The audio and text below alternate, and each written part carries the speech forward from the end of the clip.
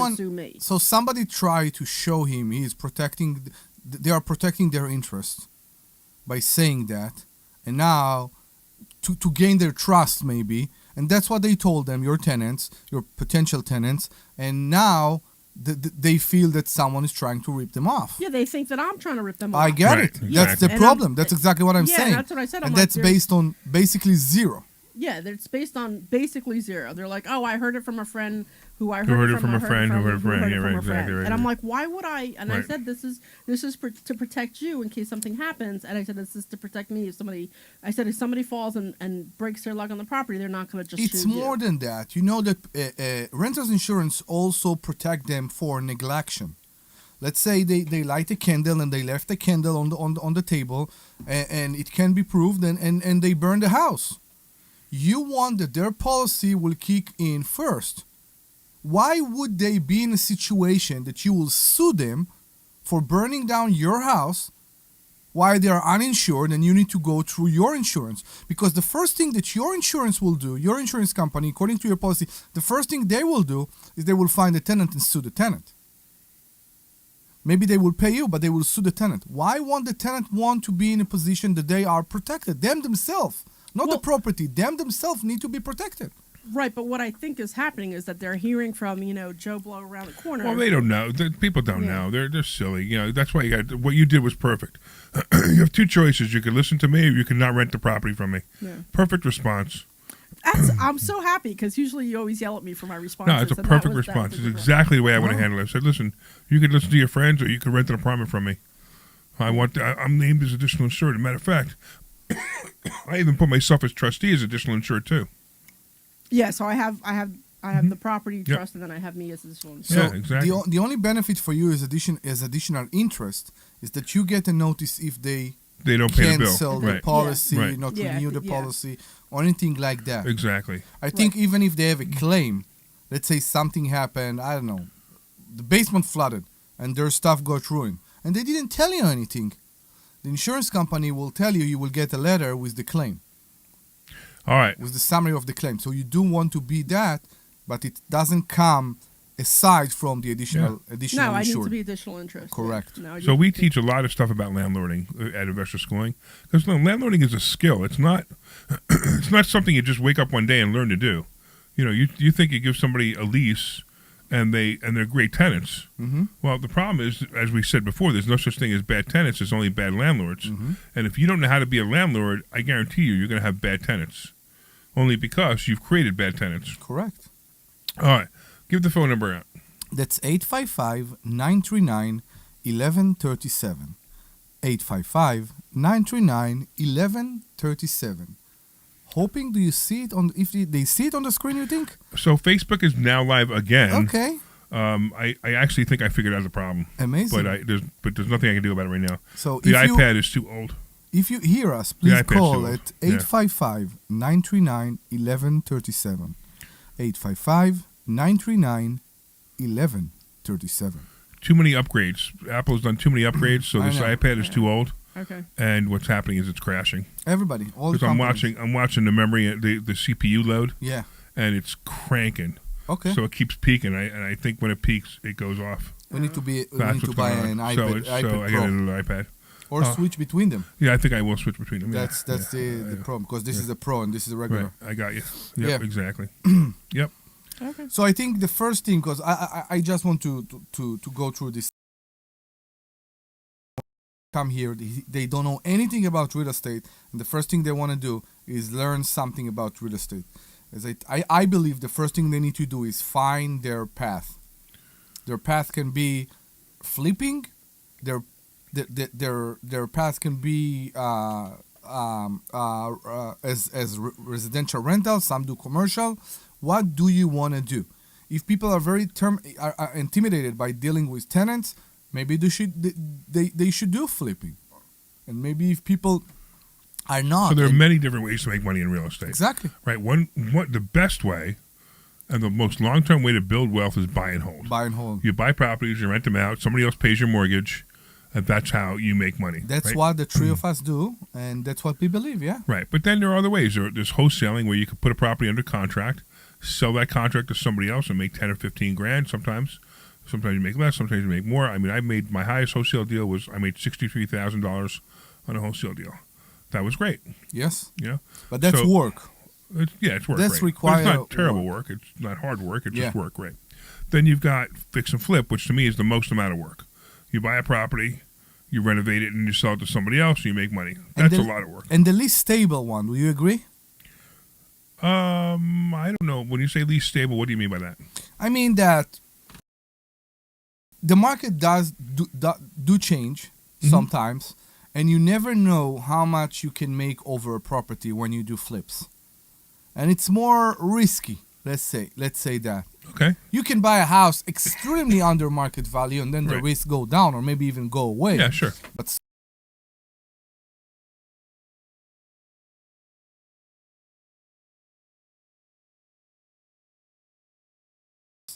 But with fix and flip, you buy the house, you hold the house, you renovate the house, which means you put money And then you into try it, to sell it and make money. and then you try to sell it and Right. make And money. then sometimes you think you're going to make no money, and then you make 60,000 like you did.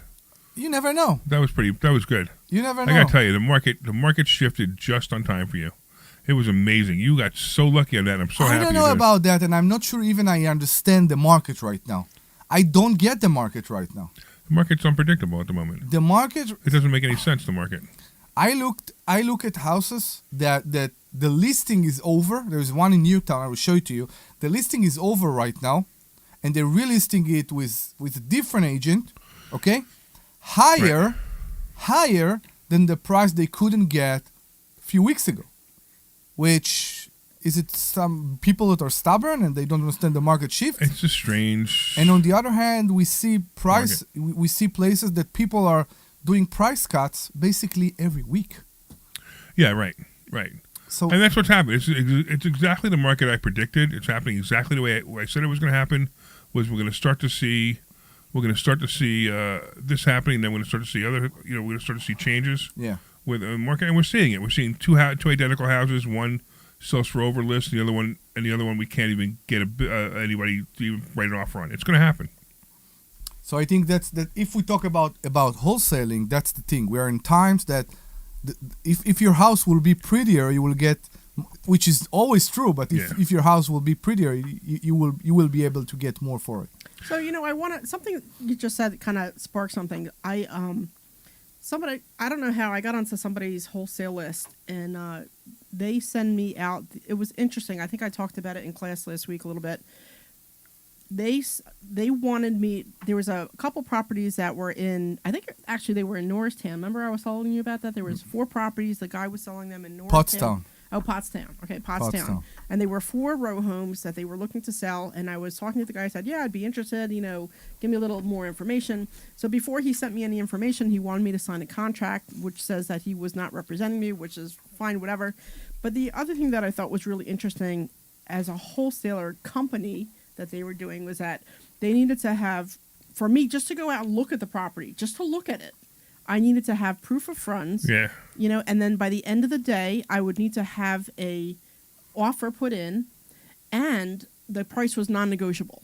So Do you need to bring lunch with you too to the it was agent? just like amazing. So I guess the thing that I want people to be aware about is like beware of some of these wholesaling companies who are trying to sell you properties that require so many of these different things, because it's just not something. Yeah, it's not necessary. Something's wrong, right? So I could see proof of funds if you're about to make an offer. Sure, I sort of can see it.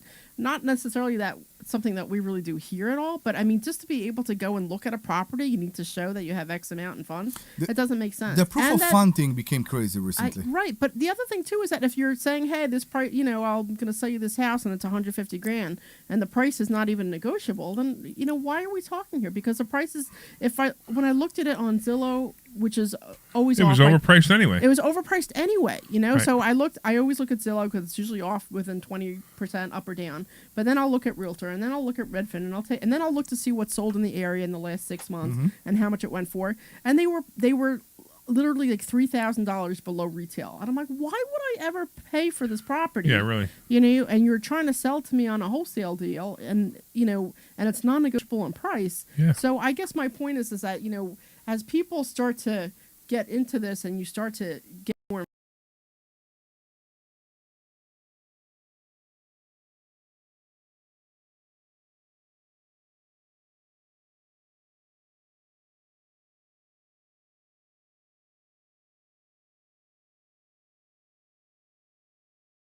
just hold on to it for a while, or What'd you buy it at? 137. Okay, so you were a victim of the news, and you like to lose money, huh? Uh-huh. Okay, well, Is the it video is going to go below 100, and that's when you should buy it.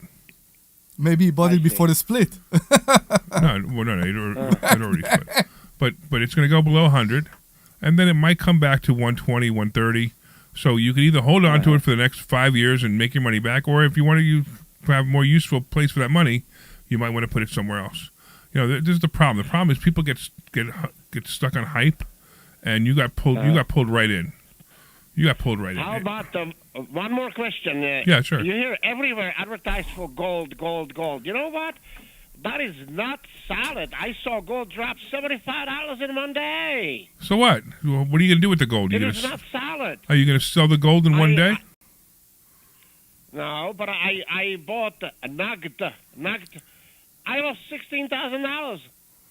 You bought $16,000 worth of. You didn't wait. No, I lost $16,000 on gold. No. Everybody's saying to get in. Well, hold on 1 second. Two things about gold. The first one is you didn't lose $16,000. The value of your gold went down $16,000. You didn't sell it that day, did you? No, I have a ETF. Yeah, okay. Oh, you have an ETF. So you didn't buy gold. You bought an ETF. You didn't buy gold. You bought an ETF. So now you have to. Yeah, you need to learn how to buy. You need to learn how to buy technical. You need to learn how to buy technical charts. So we teach technical charts in investor schooling. So what you're doing is you're going. Some guy on some radio station somewhere said buy gold. Some advertiser usually, and you said, all right, I'm going to buy gold, and then you lost money. So you need to learn how to. Everywhere. No. You need to learn how to do this right. Right. See, I don't buy. I buy very little gold. I buy a lot of silver, but I don't buy silver for an investment. I buy silver for the zombie apocalypse. To me, if the monetary system goes down, Bitcoin, you can't get Bitcoin anymore because the computers all go down, or maybe you can't use your credit cards or cash. Everything's all good. I'm going to have a bunch of silver that I can go buy stuff with. I could buy milk for my neighbor. Right. Now, at the same time, silver happens to be going up too. It just happens to be going up too, so that's fine. If it's going up too, that's great. But the point is, again, if you're buying gold for an investment, it's not a great investment. It's great if you want to sit on it and hold it for a long time. It's not a great investment. It doesn't give you any dividends. It doesn't give you any cash flow. But, if you want to make money on the ETF where it goes down and up and down and up and down, I could teach you how to do that with stock options. You can actually buy that ETF in an option, and instead of putting in, if you put in 200,000, instead of putting in 200,000, maybe you put in 30,000 and you make the spread. And you can make 10,000 on your 30,000 instead of lose 16,000 on whatever it was that you bought the gold for. That's what you need to learn how to do. Let me ask you one more question, please. Sure. One more question while I have you. You mentioned AT&T, right? What is AT&T gold for now? 23. 15, 16? 23. How much? 23. 23. Damn, Yeah. I traded when it was like 14. Right. Listen, if it's 23 right now, right? Would it make sense to go and sell the, let's say, 22 put? Which means if I had to, I'll buy it at 22. So you want to? And if it I see doesn't what go you're to saying. Okay, 22, yeah, I right, just right. keep the premium. So why don't you sell the Would that 21 make put sense to then? do? Sell the 21 put. Start again? Sell the 21 put. 21? Yeah, because Yeah. now you're going to get a little bit more money, right? And you're definitely going to buy it at 21, right? Actually, it'll be a good play. I like that play.